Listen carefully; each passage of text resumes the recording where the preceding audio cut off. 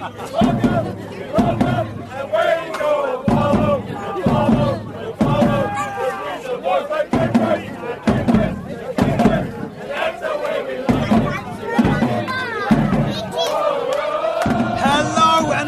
to Richmond Kickers Weekly. My name is Daryl Grove, and I'm joined, as ever, by Taylor Rockwell. Hello. Whoop. Indeed, yeah, we were played in by the Red Army. Yeah.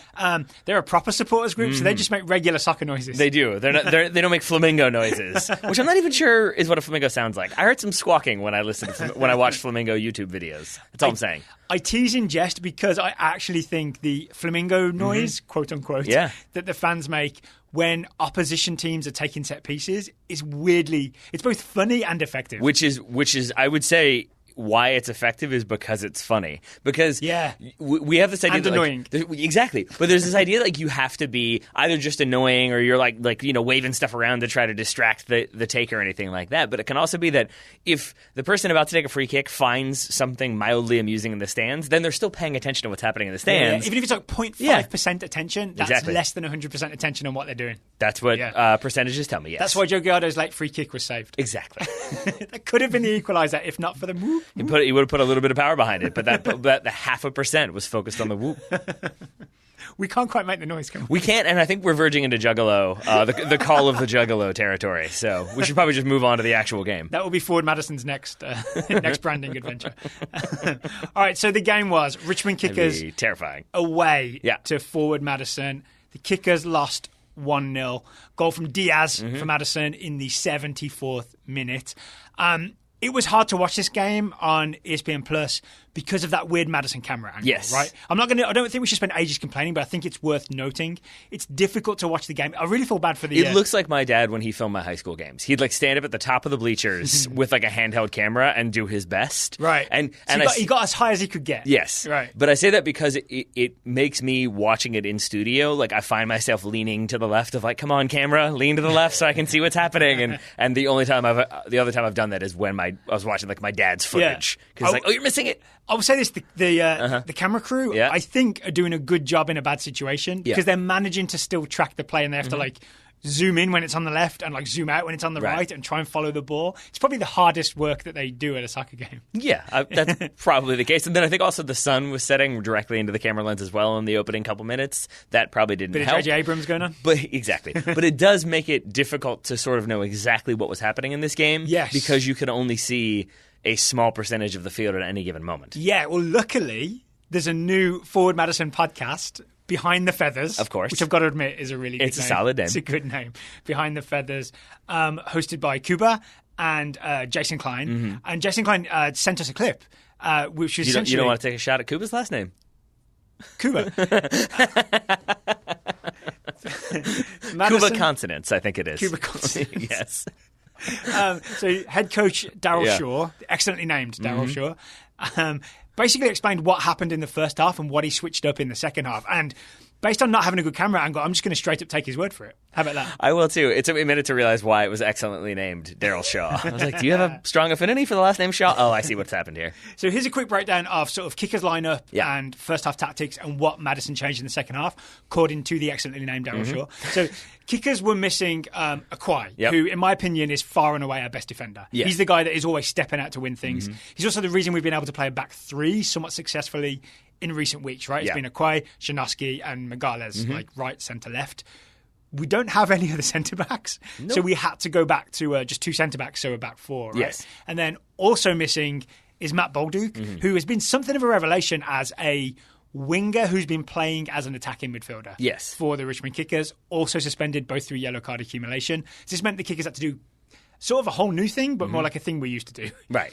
4-2-3-1, give or take, right? Which is not a thing you necessarily want to see if you're a Kickers fan, because the back three did seem to be working. It was allowing more attacking players to get into better attacking positions. It was keeping Bolduc and Mwape like up high but more central, but then they could kind of change positions and Joe Gallardo would drop in. And it was a lot of flexibility and variability to that attack that once you go back to that 4-2-3-1, I think things get a little bit more static, and then I think Forward Madison made some adjustments and then end up getting the result. So speaking of those adjustments, what the Kickers did is they had the wingers, Mwape and Josh Hughes, who played sort of left wing in the 4-2-3-1, would tuck inside, and you would essentially have 5 central midfielders for the kickers. Well, 4 central midfielders plus Joe Gallardo sometimes coming deep to get the ball.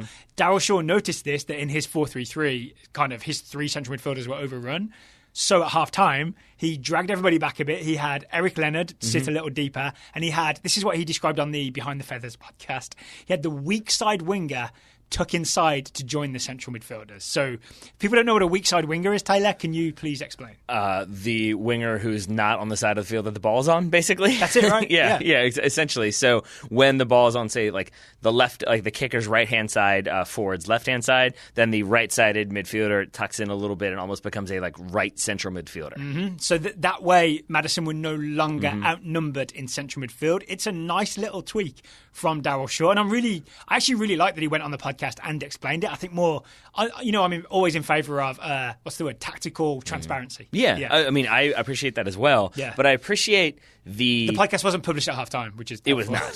That would have been very helpful for David Bulow, who does make his adjustments fairly quickly. So I think he spotted that something was wrong. But I appreciate this adjustment from the perfectly named Daryl Shaw because what it did for, I think, Madison, or for Forward, they go by Forward, is that you have that, like, say, the right-sided midfielder tuck inside, become the right center mid, but as soon as Forward would win the ball back, they would spread right back out again. Yeah. And now they're making the field very big, which either stretches the kickers or, as seemed to be more often the case, at least in those first 15 minutes of the second half, the kickers stayed kind of compact and central, but that left the wings wide open, and so Forward would get the kind of attacks down the wings. Yep. Kickers would stretch out, and then, there were 3 chances in, 3 minutes for Forward that all should have been goals. It was an avalanche of chances for Forward in the first 15 minutes of the second half.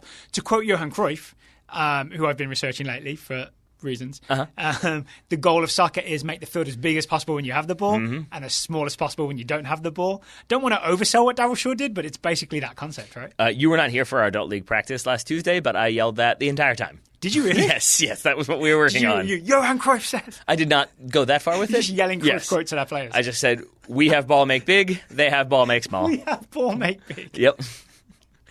No need for definitive simplicity, articles. Baby. Simplicity. You're yelling it in Helvetica. Yes, of course. So lots of chances after Daryl Shaw's changes at halftime. David Bulow, kickers coach, does switch it up, right? He does. Dennis Chin comes in. I've forgotten who he subs in for, but I do have the USL game report. Maxi Rodriguez, I believe. Thank you very much. And it becomes more like I want to say a 4-3-1-2. Yeah, that sounds about right. Mm-hmm. So it's Mwape. No, that's what it was, sorry. And it was more like a 4-2-3-1. Oh, yeah, sorry. Yes. Mm-hmm. I was completely wrong, right? And I thought you were talking about Forward. So, yes, we're both all over the place. Yes, it basically, Maxi goes out and it becomes almost a 4-4-2 or like a 4-3-1-2 because Mwape has a lot of freedom to float around. But then Dennis Chin goes wide, and that's kind of where the game was confusing in the sense that we couldn't quite see everything from the camera itself. But I think also it speaks to a little bit of the kind of confusion of the kickers that we would see Mwape on the right, we'd see Mwape on the left, we'd see him central, we'd see him dropping back, which can be a good thing. But it also didn't feel like there was a sort of, in contrast to Forward, where it was like, okay, we've got the ball, now we're going to spread it wide and make the field big. It felt like it was sort of we'll try to play to Joe Gallardo and see what happens. Yeah. On a number of occasions, it didn't feel like it was a plan, like Mwape will drift central, and then we'll play through him, and Joe Gallardo will replace him out wide, and we have these kind of patterns of play. Yeah. It felt a bit more improvisational, I guess. I've just realised that when Chin came on, I think Mwape did go more to just a traditional, more right-wing kind of spot. But again, really hard. Yep. Really, really hard with the camera angle. Yes. Mm-hmm. Unfortunately, it didn't solve all the kickers' problems. No. Because they conceded in the 74th minute. Christian Diaz scoring the goal for Forward with an assist from Paulo Jr. We didn't see the whole play. No. Because there was a replay bang in the middle of it. Mm-hmm. But it comes down Forward's left. It does, but it starts with a free kick on Forward's right, and I think that is part of the issue here is that what the kickers were doing, you're absolutely right, when Dennis Chin comes on, they go into a more standard 4-4-2, albeit with Gallardo floating. But I think, as we talked about, then like Dennis Chin, if he was on the left where the free kick's being taken, he slides all the way out, the midfield slides over, and I think Mwape kind of tucks inside and becomes almost a more central midfielder. But then, if Ford switched the ball very dramatically, which they do, they take the free kick short, and then, is it Eric Leonard? Yeah, Eric Leonard. Leonard, thank you. Number 3 defensive midfielder. He plays won a lot of balls. Yeah, but he plays a driven ball diagonally across the field that Mwape tries to get to and kind of gets to in the sense that he gets a touch to it. But I think if he had been wider and hadn't been as tucked inside, that ball isn't even on in the first place. But now he's trying to scramble out to make a play. He gets a toe to it, but unfortunately for him, he puts it into Christian Diaz's foot, and so it still goes forward. And he's really unlucky from Mwape. Yeah, because it goes. I mean, it's as good of a play as he could have made, but the deflection goes straight to the feet of J.C. Banks, who has his back to goal. He settles. He plays it wide for Paulo Jr. Paulo Jr. squares it for Christian Diaz, and Forward have the goal. But there's not even necessarily a lot more going on here. There's just one key thing happening here. There's one major thing going on, and unfortunately, it's a play we really like, but Eli Lockerbie steps up to Christian Diaz, leaves Paulo Jr. behind when he absolutely didn't need to, right? If Lockerbie had stayed with the back four, then Jr. would not have been wide open. I think you're absolutely correct, and that's where again I say it felt like there were moments of the kickers having to improvise, and when you're improvising in the attack, that can be a little bit more understandable because you're trying stuff. But when you're trying to no one likes Jazz defending. No, I mean you could have left it at Jazz, but defending's fine. But then you don't know because if you're trying to figure it out in the moment as that ball is being switched, and maybe you're not communicating, or maybe you both panic or whatever, both those players step. And now you're sort of completely out of position to the extent that if Mwape, that goal probably happens even faster if Mwape doesn't get just that toe to it because now he's overrun the ball. But then it's like a 3v1 because Shinovsky's the only defender back. Yeah, Diaz could have played Paulo Jr. straight in if Mwape hadn't stepped to intercept. Yeah. And I think, honestly, I know we're blaming Lockerbie, there's also a communication issue, right? Yeah. Where between them, Mwape and Lockerbie should have known who's stepping to the ball and who's staying home. That would have been good. And they tried to both step to the ball. They did. Yeah. And so it didn't work out. It did not. Also, I saw the kickers appeal for offside. Any chance you think that Christian Diaz was offside? No. Me neither. Paulo Jr. drives. I wanted to believe it for a little bit, but yeah. He drives almost to the end line. He's probably 3 or 4 yards from the end line, but when that ball is squared to Christian Diaz, he is standing on the 6-yard box. So no, it's definitely he plays it backwards. If not backwards, then at least lateral, which means it's going to be onside.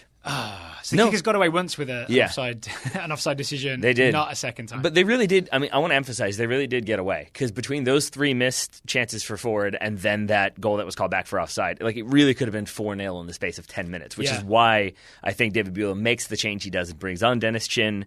And then it almost is sort of deals with the issue, but I think some individual defensive mistakes and a lack of team defensive play in that moment leads to the goal. Is it too big a thing to say that when the kickers are missing Wahab Akwai, we're in trouble defensively?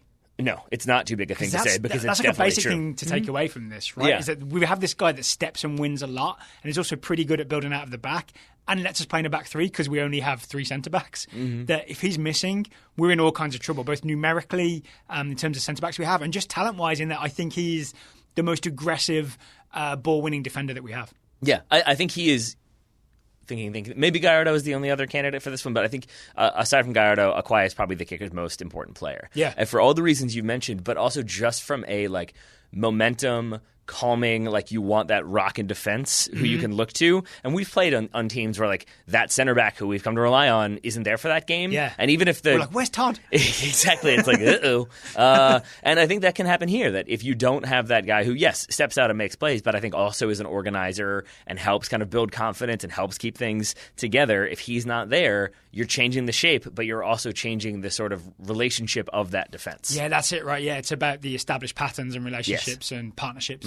Partnership is the word I was looking for. There we go. Me too. It took me 3 words to get there, but I got there. We also had a kicker's debut for Riley Kraft, recent signing. We watched his 10 minutes.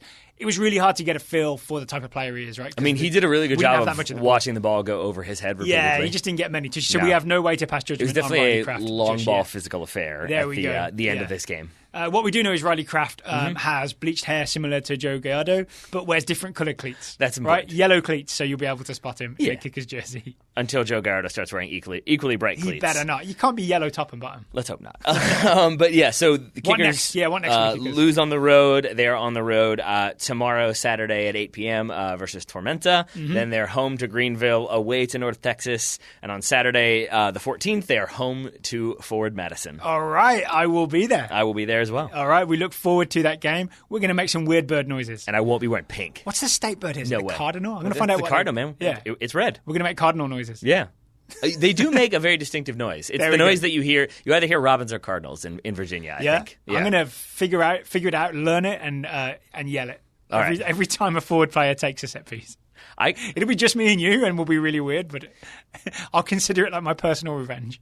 I kind of know the noise a cardinal makes, but I'm not going to do it. No, I could be wrong. So I'm just going to leave it there and say, go Cardinals.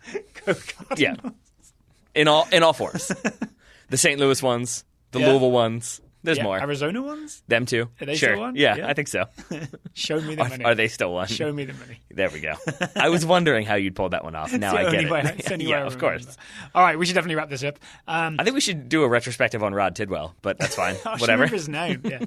Kickers are 9th in the standings. Yeah. Playoffs look a little further away. You know what they're not? 10th. Woo! Yeah, in your face, Orlando City. Yeah. All right, so we should have Akwai and Bolduc back for this Saturday's game. Yep. So fingers crossed that things go a little bit better. Fingers crossed indeed. All right, let's have not weird bird noises, but the proper sounds of the Red Army play us out.